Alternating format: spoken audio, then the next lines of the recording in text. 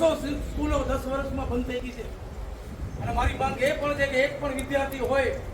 દરેકને હું વિધાનસભાના જેટલા પણ વિધાયકો છે 182 એમને તમારા થ્રુ તમે પણ રજૂઆત કરજો કે તમે કાનૂન બનાવો ગુજરાતમાં એક પણ સ્કૂલ એક વિદ્યાર્થી હોય ત્યાં સુધી બંધ થવી ન જોઈએ 14 થી નીચે આવે 15 થી નીચે આવે કે સ્કૂલને મર્જ કરી દેવી આ ખરેખર રાઇટ ટુ એજ્યુકેશનનો મૌલિક અધિકારનું હનન છે આ થોડી પબ્લિક છે નથી જાણતી નથી સમજતી નથી બંધારણનું કાયદાનો અભ્યાસ કર્યો એટલે મન ભાવે તેમ અધિકારીઓ કરે મન ભાવે તેમ સરકાર કરે અને નેતાઓને તો ભાન જ નથી કોઈ વાત આપવા સાહેબ પાસે અમારી માંગ આજે 4-5 માંગો છે અબડાસામાં 70% શિક્ષકો કચ્છના લોકલ હોવા જોઈએ